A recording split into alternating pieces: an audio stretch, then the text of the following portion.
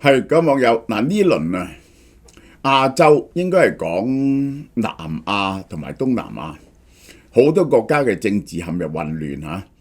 我哋整理一下，咁就柬埔寨唔使講啦，泰國判咗他信呢，喺醫院嘅時間唔當坐監，要他信翻去坐監，唔怪得他信呢漏夜走咗路。泰國嘅政局非常混亂，非常混亂。咁就仲有印尼咧，印尼出現咗嚴重嘅示威，但似乎就鎮壓咗落去。咁就係而家就係即係早一年就係孟加拉啦，而家咧尼泊爾咧又係出現咗呢個政府倒台，因為群眾示威。呢個係一個幾暴力嘅呢個嘅起義，差唔多。截到9月9號最新消息，尼泊爾總理沙曼奧利全國呢個人做咗一樣嘢捉蟲嘅，喺全國反貪腐、反封網示威爆發，19個人死，佢叫武力鎮壓，宣告辭職。結果示威者縱火焚燒議會大廈，即係嗰個軍警嘅力量都微薄下睇樣。呢啲國家即係即係唔會擺好多錢喺個軍備度，因為冇咁嘅必要，呢個冇咁必要。總理官邸嗰啲人，議會大樓總理官邸燒咗，機場關閉，首都宵禁。引爆點呢係政府封鎖社交平台喎，而家撤回咗啦轉為演變成為對長期貪腐同裙帶政治嘅不滿，想封 social media， 呢個係蠢到不得了。嗰啲人有開呢，你要封佢呢，嗰啲後生仔好不滿。抗議規模幾萬人持續佔領街頭，封鎖道路，直接攻擊政治領袖。尼泊爾各大黨嘅領袖，前總理德烏柏同佢個老婆現任外交部長俾人打受傷流血。呢個前總理卡納爾夫人受困喺住所被燒死。呢啲佢哋好憎嗰啲官。安全狀況，警方直升機出動疏散啲部長。尼泊爾示威群眾喺國會外燃起熊熊大火，高喊反政府，即係嗰啲人咧對政府嘅不滿意咧已經好耐。抗議者燒毀新哈杜巴宮，呢個就係尼泊爾政府各部會同埋辦公室所在地，之後喺嗰度慶祝勝利。呢個係好啦，個引爆點係乜嘢呢？政府想封鎖 Facebook、YouTube， 其實就即係話嗰啲人嘲諷佢哋啦。呢個就係批評政府，理由係冇登記到，唔接受監管。結果以青年為主嘅 C 世代嘅抗議 （Protest of General C）。前一日警方向人群開槍，大鑊，打死咗19人。禁令解除咗啦，群眾因為死亡事件對精英階層嘅憤怒繼續抗議，世代不滿，佢哋覺得嗰啲嗰啲政治精英分子享有特權生活奢侈。你知尼泊爾係邊度嘅咧？就即係咧嗰啲啹喀兵咧就係尼泊爾人啦。喺香港咧亦都有尼泊爾人喺度做嘢，因為香港有啹喀兵咧，我哋有一啲尼泊爾人。青年失業率20%，政府估計每日有2000個青年出國打工，去中東、東南亞。其實我覺得即係台灣可以請啹喀兵。民眾聲音，學生直言，國家腐敗到年輕人已經冇留下嚟嘅理由。總理星期二宣布辭職，總統接受佢辭職，叫佢做看守總理。但其實咧唔知做乜嘢，而家係因為全國大亂，截到今日，而且佢辭咗職，好難再 exercise 嘅權力，叫唔到人做繼任總理。憲法程序上邊，總統要諮詢國會，邊個揾到超過一半票數先可以執政㗎？如果唔係乜嘢都做唔到啦，係咪？嗱，呢個人接任嘅前景好老啊，仲用啲咁嘅人，72歲。喺7月15號先至做新任總理，喂， 7月15號個幾月啫，第四次執政佢係聯合馬列黨。你知如果世界上仲有無派嘅呢，就喺尼泊爾。尼泊爾呢係有無派嘅，曾經無派執政嘅尼泊爾。2008年尼泊爾廢除239年王朝以來嘅第14屆政府。2008年尼泊爾廢除王朝239年王朝之後嘅第14屆政府，5年內5任總理，你有幾不穩定呢？前總理因為輸咗信任投票落台，2024年7月15號佢先至宣誓承任，成為一個新嘅總理，到而家個半月。佢包括啲咩人呢？佢係聯合馬列黨嘅有無派嘅有民族獨立黨嘅民主獨立黨嘅，呢個係第四次執政。第四次執政有無派呢一個有 UML， 內含有呢一個無派 UML、RSP 副總理有4個副總理。2008年廢除咗君王制14屆政府，2008年到而家17年14個政府，冇政府做得滿任期。左翼共產黨 UML 同中間偏左嘅各大黨輪流同彼此或者小黨夾埋執政。我哋想睇嗰啲席位2017年左翼大聯盟橫掃國會，後來合併成為尼泊爾共產黨，但21年獨立分裂，其後聯盟反覆重組，結果 UML 2024年7月同埋呢一個各大黨再度跨陣營合體推奧利回獲，呢個係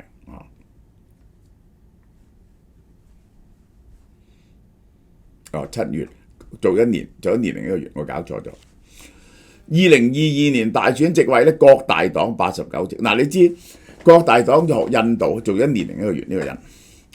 呢一個聯合馬列黨78席，無派32席，民族獨立黨呢啲右派啲20黨，保皇保守派14席，社會主義政黨同馬德西地區小黨若干，但係咁樣睇冇一個黨係夠多數嘅，一定要聯合政府。呢個就係持續動盪嘅政局嗰啲群眾好不滿，甚至有人要求君主制。獨立分析認為，如果各大黨同埋 UML 聯盟加埋聯合馬列黨都冇辦法確定治理穩定呢，呢個制度係全面失敗。個政府要即係個國家制度要改造。我哋再睇下佢嘅歷史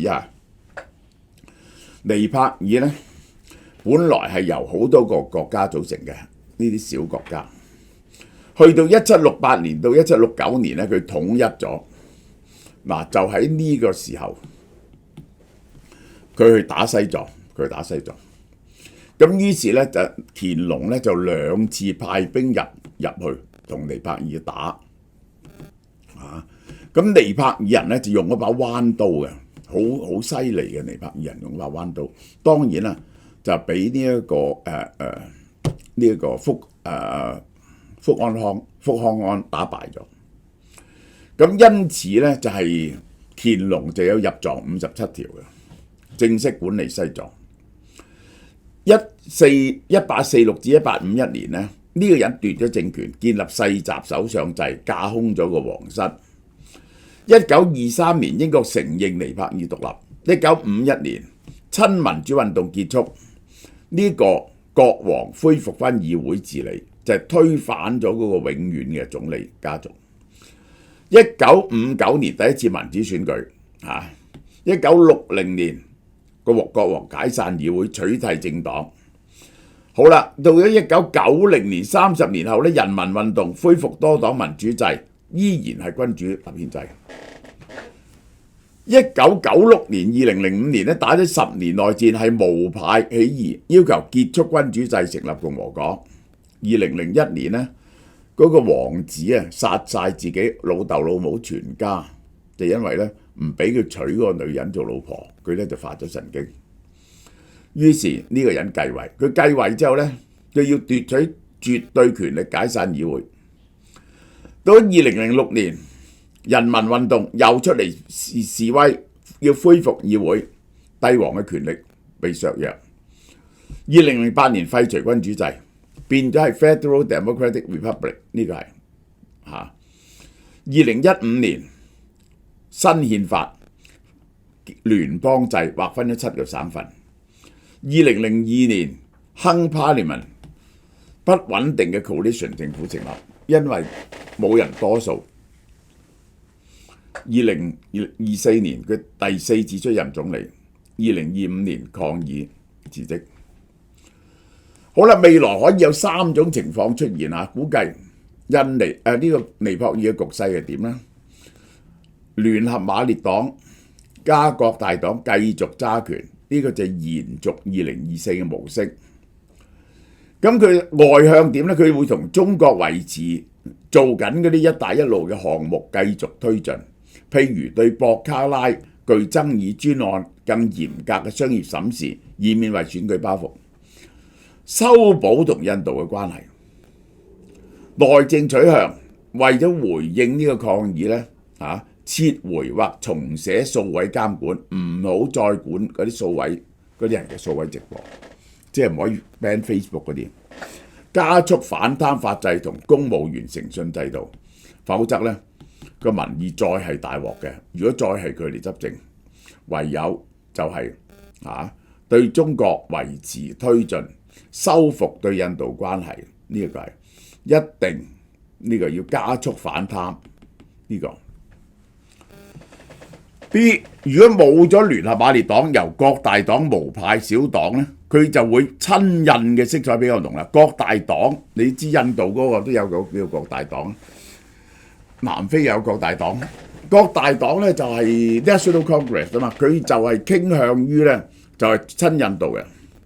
同美國喺能源治理合作可能回溫，對中國繼唔繼續落去呢？嗰啲 project 就睇下個債務可唔可以持續，唔可以咁依賴中國。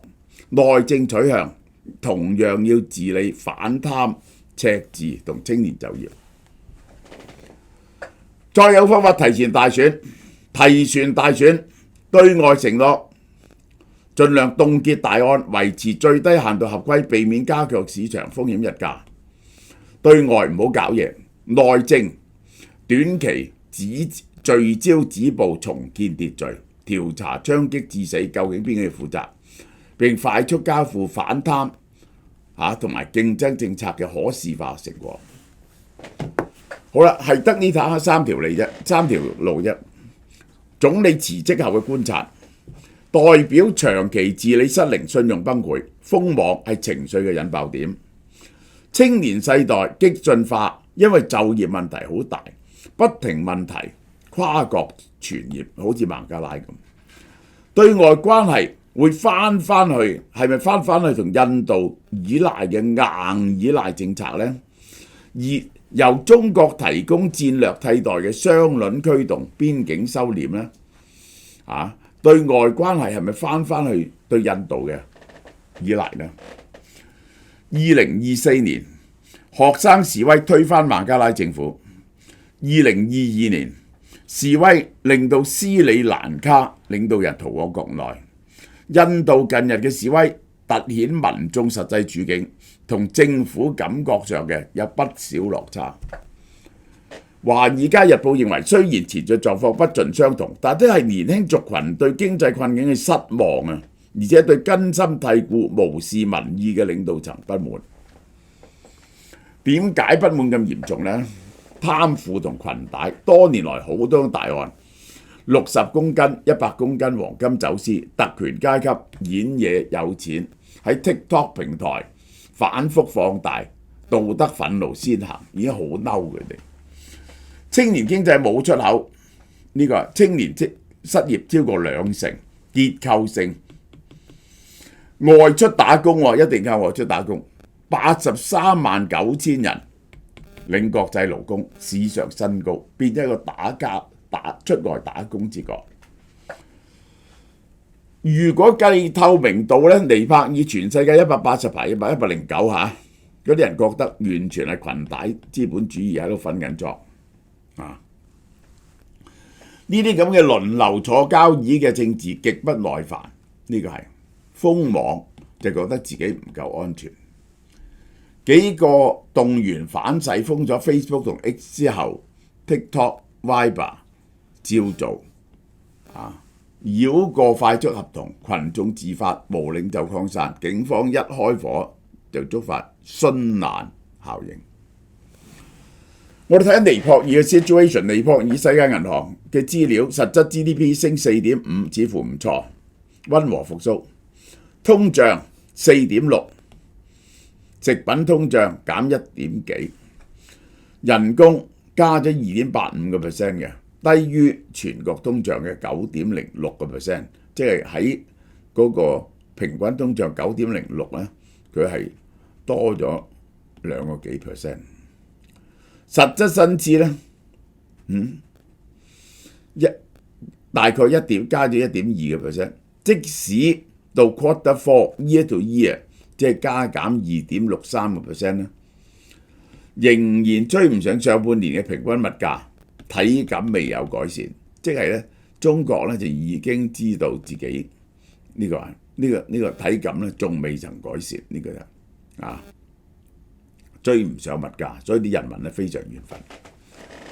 好啦，外匯儲備195億可以應付15.4個月，係唔錯喎。點解咧？係靠啲人寄錢翻嚟。尼泊爾又係有好多人出外打工而寄錢翻嚟。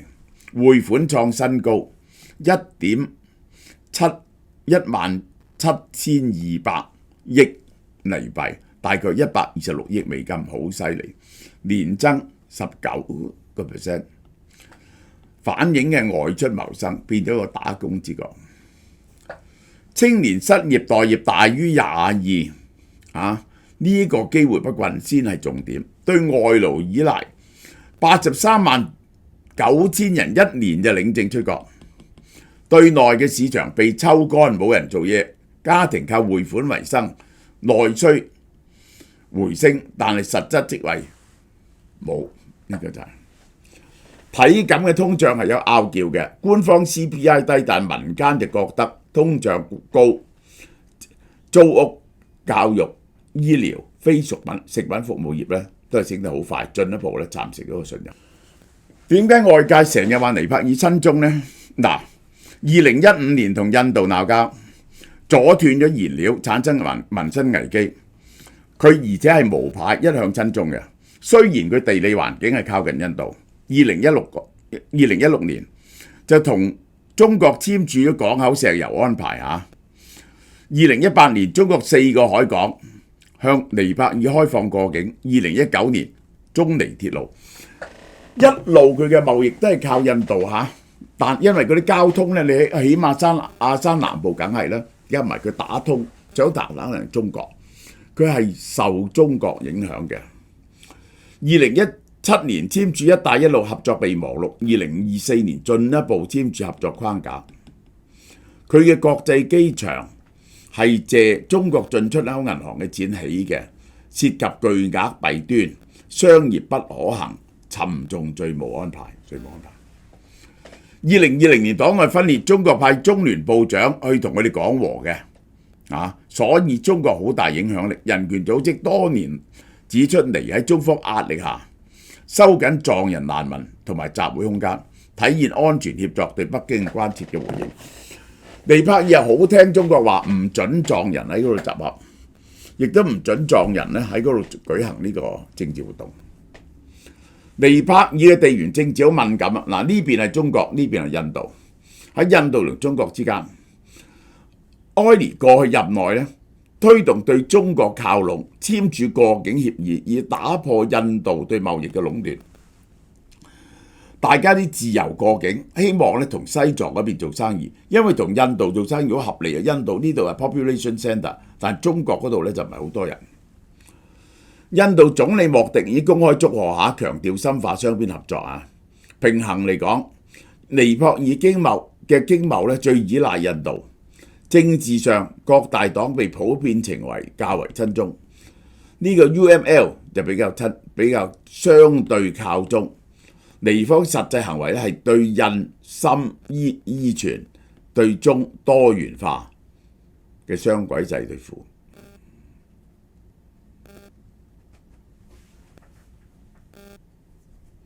好啦，我哋睇下呢個佢嘅出口啊，主要去印度啊，9億去印度，然後去美國，其他都好少。入口係來自印度嘅呢個80幾億，中國10幾億，跟住3億幾億嘅咁樣啊。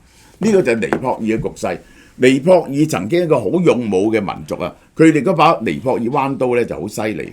啹喀兵係世界上最出名嘅3支僱傭兵之一，呢個就係。但係無派當政喎，聯合馬列黨喎，我問你驚唔驚？呢個真係。好啦，嗱呢一個咧就係攞自純植物睡眠配方嘅呢一隻嘢，3重助眠力。係促進褪黑色激素嘅生成，褪黑激素咧就令你瞓得甜，因為佢會幫助你呢個節制嗰個，幫助你嗰個改變日夜之間嘅改變。甜睡樂30粒190蚊啫，會員一盒9折，第2盒7折。呢個全線 Urian 產品嚇，呢個純素認證好好賣嘅呢隻嘢，好好賣嘅。而家咧賣大包。凡係買一個呢個產品咧，送一個 CCA 果汁俾你。CCA 果汁係幫助你減肥啊！飲咗之後咧，你就食少啲嘢，好嘛？呢隻韓國 Form Bio NMN 57600，今次係1880蚊賣俾你，係51折啊！食4個月嘅，佢嘅好處咧係有齊3大抗老成分嘅 NMN 咧。係可以修復你啲 DNA 嘅，修復你心血管嘅。白藜蘆醇咧，通常係存喺水果皮，譬如草莓同埋開心果，係抗氧化嘅。Form Bio 咧入邊嘅白藜蘆醇咧不計成本嘅，係由何首烏提出嘅白藜蘆醇，個藥力咧就好犀利嘅。白藜蘆醇咧同 NMN 咧經常搭埋一齊出現嘅，呢個係名貴好多嘅嘢嚟嘅。2022年一份研究咧，白藜蘆醇配合 NMN 咧，比單獨用 NMN 咧，提高心臟同機能入邊嘅 NAD+ 1.6至1.7倍。呢對組合咧，提高新陳代謝，增強身體機能。當然啦，新陳代謝過程咧有好多廢料嘅，好多廢料嗰時咧就要靠 TMG。將佢排出嚟，避免甲基不足造成嘅風險，然後先會長壽嘅。呢個係，所以唔失智嘅最佳方法咧，就係必須要有 TMG 去除廢物。所以咧，我哋有呢3種主要成分。TMG 嘅益處咧就控制血壓。研究100個男性同女性發現，血清入邊 TMG 含量越高咧，血壓高嘅風險越低。可以舒緩炎性反應，加強肌肉力量。服用 TMG 空腹血糖有所下降。研究包括咗1000幾個男性同女性血壓入邊 TMG 越高咧，血壓高嘅風險就越低，可以緩解炎症。TMG 空腹血糖有所下降，亦都阻止肝組織嘅脂肪堆積，唔會有呢個脂肪肝。又防止肝組織增厚或者結疤，做管理體重。所以將 NMN 白藜蘆醇 TMG 加埋咧，係對健康抗老嘅極大作用。